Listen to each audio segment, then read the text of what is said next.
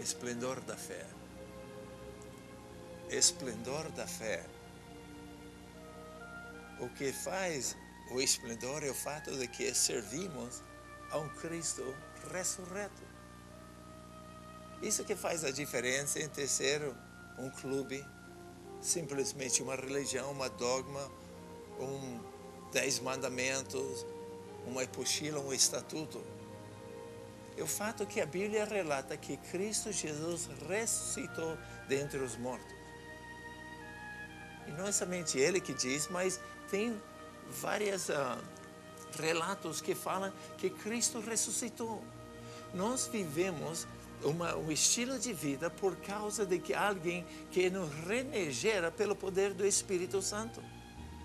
No último livro de Marcos, aqui no capítulo 16, fala sobre a ressurreição de Cristo. E até ele dá uma pequena bronquinha em alguns, porque não estavam acreditando. E é difícil de crer mesmo, que alguém ressuscitou dentre os mortos. Mas aí é onde que está a essência do cristianismo, o poder da vitória, saber que não estamos sozinhos. E há um revestimento, o mesmo poder que ressuscitou Cristo dentre os mortos, vive e ressuscita nós, nesses corpos mortais, e nos dá uma vida eterna em Jesus Cristo. Eu começo aqui no capítulo 16, começa falando de Maria Magdalena. Jesus apareceu a ela. Depois no versículo aqui, 12 do mesmo capítulo 16, falam que depois apareceu a mais 2 no caminho de Emaús. E depois Jesus, no versículo 14, apareceu aos 11 e conversou com eles. E começou a lhes dar uma bronquinha porque não tinham acreditado. Você acredita hoje que Cristo ressuscitou dentre os mortos? Se não, é simplesmente você pedir ao Espírito Santo que te revele, que traga. Porque o trabalho triplo do Espírito Santo, conforme João 16, é convencer o mundo de pecado, justiça e juízo. Isso é o belo de meu trabalho, é simplesmente declarar com carinho, com fé, a palavra aqui escrita. É o trabalho do Espírito Santo para convencer o Senhor. Para convencer a senhora que há um novo nascimento em Cristo, onde todas as coisas velhas passaram e eis que tudo são feitas novas. E a palavra de Deus que nos desafia. Eu lembro um seminarista, ele estava debatendo a ressurreição de Cristo, o poder de Deus e o poder da Bíblia, e ali, e vai, debate aqui, debate para lá. E de repente o Espírito Santo falou no coração dele: por que você está tentando fazer o meu trabalho? Por que você está tentando fazer meu trabalho? Então, aí o seminarista parou assim a discussão. Falei, bom, se assim o senhor que pensa, então pode que seja assim. E com quem eles estavam debatendo, reagiu e falou: mas por que você mudou de repente aí? Vamos continuar. Tentando convencer um no outro. Mas é o mundo do Espírito. E nós entendemos o que é o Espírito por revelação. Precisamos ter base na palavra de Deus. O Espírito de Deus usa as Sagradas Escrituras, mas é algo gerado pelo poder de Deus. Não é algo humano. Senão, tanto valia converter de um para o outro aí. Por isso que não é converter para uma placa denominacional.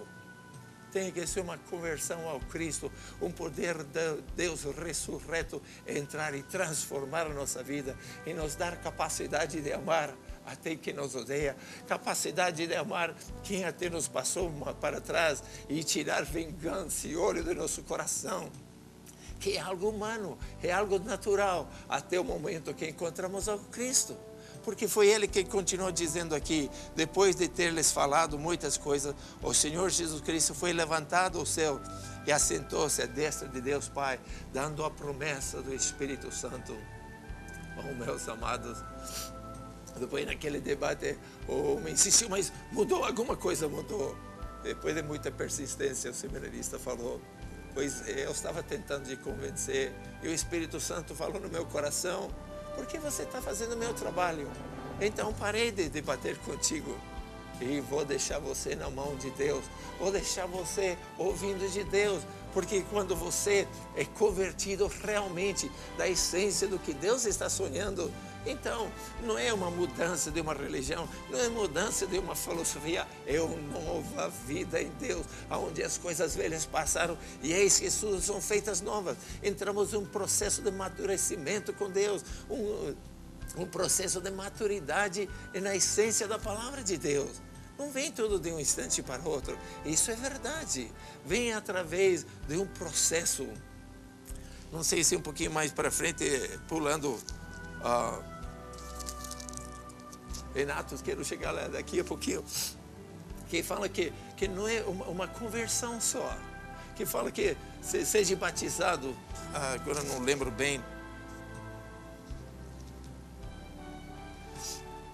estava lembrando, planejando para falar, seja batizado e convertendo-se cada um e seja batizado, aquele que crer e for batizado será salvo, aquele não permanece condenado. Não é um pouquinho de água só que vai fazer a diferença. Não é ir mergulhando em um rio que vai fazer a diferença. Se você está assistindo isso dentro de uma cadeia, possivelmente você aceitou a Jesus. Tem gente que dentro da cadeia que foi batizado, que fez uma profissão de fé, mas não houve uma mudança de vida, é um estilo de vida que o Cristo projeta. Algo que transforma. Algo que não dá caráter e natureza para agirmos dentro de uns princípios da palavra de Deus, para sermos homens e mulheres de caráter hoje, amanhã e para sempre. E a eternidade é um brinde, é algo a mais. Eu não sirvo a palavra de Deus só para ganhar o céu. O céu começa na hora que nós entendemos Deus. Depois de nós morrermos, vamos ter que ir para algum lugar. Mas é a essência de mudança de vida agora. Você sabe que o batismo Jesus referiu, porque é algo que já era comum naqueles dias. O pai, quando a filha ia casar, ele ia para um rio e batizava ela. E tinha que mergulhar em si, um fio de cabelo ficava em cima da água. O pai batizava outra vez. Era um símbolo de saindo da autoridade do pai e entrando na autoridade do esposo. É uma transferência de poder, é uma transferência, uma mudança de um estilo de vida. Em vez de andarmos nas trevas, agora andamos na luz. Oh, meus amados, o poder da ressurreição de Cristo é algo além de toda compreensão. Mas se não entendermos que esse é o Cristo que nós servimos, então simplesmente temos uma religião, temos uma filosofia, temos somente uma dogma, uma norma de conduta. Oh, meus amados, mas quando a essência do amor de Deus toca a nossa vida, as coisas mudam. Não mudam porque nós queremos, muda porque nós temos pedido a Deus nos fazer naquilo que Ele sonhou quando nos colocou no ventre de nossa mãe. Por isso a Bíblia diz que temos que voltar a ter, às vezes, como criança, porque criança perdoa, criança ama, criança empresta e vai vendo como é que se trabalha as coisas. Mas você diz, mas como é que tudo isso é possível? Eu tenho tentado tantas vezes. Quem sabe até você aceitou a Cristo várias vezes. Não é o fato de levantar a mão ou dizer uma oração. Começa com o parto de uma criança, começa com nascendo de novo, aquele tapinho do médico na traseirinha, aquele primeiro choro. Tem um nascimento, sim, mas tem uma maturidade, uma integridade com Deus, que vamos crescendo nos que são os princípios da palavra de Deus. Mas isso é possível pelo Espírito Santo. Por isso, no primeiro livro de Atos, fala assim, falando, e recebereis poder após vir sobre vós o Espírito Santo. Deixa eu ver onde é, parece que o versículo 8 do primeiro capítulo diz assim, de Atos dos Apóstolos. Mas recebereis poder quando o Espírito Santo descer sobre vós, e sereis as minhas testemunhas em Jerusalém, em Judeia, Samaria, até os confins da terra. E, tendo dito isso, foi elevado nas alturas. Quando eles olhavam, e uma nuvem o encobriu de suas vistas, e eles ficaram com os olhos fixos no céu, enquanto ele subia. De repente, surgiram diante deles 2 homens vestidos de branco, que eles disseram, Galileus, por que vocês estão aqui olhando para o céu? Este mesmo Jesus que entre vocês foi levado ao céu, voltará da mesma forma que os viste subir. Sim, da mesma maneira. Mas como é que podemos fazer isso? viver uma vida íntegra, uma vida pura, com atitudes, motivos corretos, atitudes corretas. Meu amado, é pelo poder do Espírito Santo. É você pedir a terceira pessoa da Trindade vir e dirigir a sua vida, vir morar com você, vir dirigir seus passos, cultivar seu coração para você poder alinhar a sua vida naquilo que Deus está querendo. É o poder da ressurreição, é o poder no nome de Cristo Jesus, que quando apelamos para Ele, Senhor Jesus, me ajuda, o Espírito Santo vem e nos encaminha e vai nos mostrando as coisas certas. Vai nos mostrando as coisas erradas. E aí nós precisamos de obedecer. Não acontece todas as horas. Acontece, Ele está falando todas as horas, mas nós não obedecemos todas as horas. É aperfeiçoando a nossa vida, aperfeiçoando dentro do contexto de Deus, a nossa família, a nossa cidade. Eu pertenço a quase todas as comissões que eu sei aqui na cidade. Alguns me convidam, alguns me oferecem. Faço parte do Conselho do Leite do Estado, da Bolsa Família. E é isso. E alguns até xingando tempos atrás, estava o 5º ano, 41 bilhões. É dinheiro, bastante.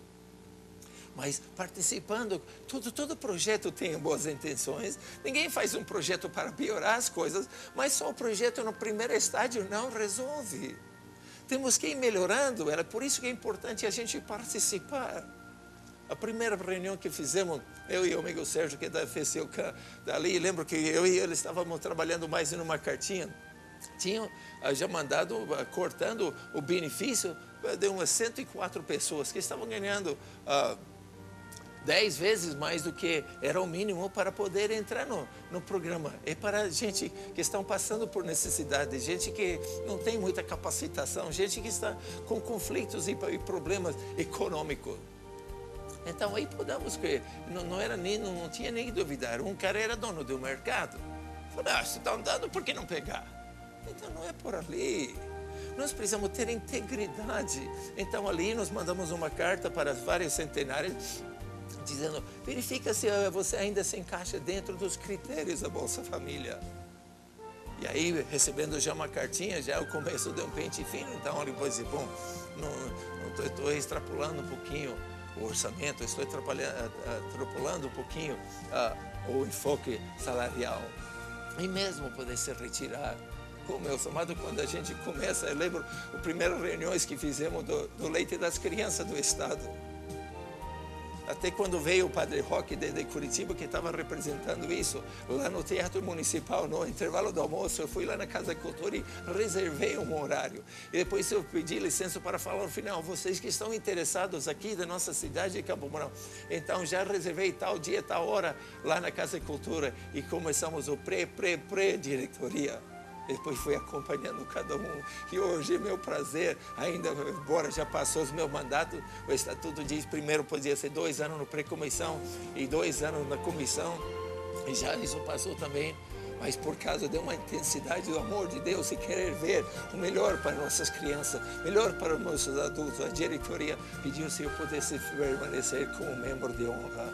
E participo ainda até hoje das reuniões, porque Deus tem um sonho para cada um de nós, mas não vem de um instante, outro tem um novo começo, tem um nascimento. Mas hoje eu visito as crianças do nosso Paraná, posso segurar ele no meu braço e tirar foto, parece que são meus filhos. E lamento dizer que anos atrás a gente olhava e dizia que esse é um filho de um coitadinho, do magrinho, sempre doente, até da minha conta, como participo também do conselho do hospital, mandei que a pessoa da administração fizesse uma pesquisa quando começou o programa. Esse ano nós tivemos 900 crianças internadas dentro do hospital. E depois de 5 anos foi quando eu levei uma carta eu pessoalmente e protocolei lá em Curitiba, lá no Iguaçu, acho que chama o Palácio do Governador.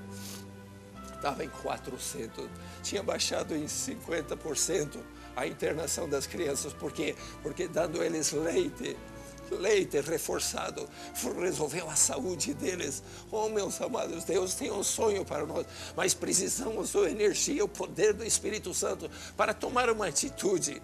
Sou diretor há anos lá, não ganho nada extra para isso, e tem meses que tenho gastado mais de 100 horas lá, nem o combustível Eu tenho cobrado, e nem tem como cobrar também como parte da diretoria, mas eu digo que é o prazer meu de ver essas crianças tendo o primeiro arranque com saúde, depois eu estou investindo também que tenham a escolaridade, e depois da capacitação. Lembro vibrando quando 200 pessoas aqui na minha cidade receberam suas casas. Por quê? Porque Deus vibra quando alguém que não tem casa tem uma casa. Eu lembro pedindo a eles entrar aí, levantar suas mãos e ajoelharem agradecendo a Deus pelas suas casas e tomar cuidado de novo quando eu tenho um pouco de patrimônio, então vender o direito. E agradecer também que parte do nosso dinheiro foi bem investido em habitação. Por quê? Porque Deus quer que todos nós tenhamos habitação. Deus quer que todos nós tenhamos educação. Mas depende de nós que temos um pouquinho mais. Não somente olhar para quem tem mais de nós, mas olhar para quem tem um pouco menos. E amando uns aos outros podemos chegar ao que Deus falou. Mas sim o poder do Espírito Santo. Sim uma regeneração no nosso espírito, sem nascer de novo, não vamos ter condições. Vamos viver para passar os outros para trás e até dar risada quando eles se arrebentam.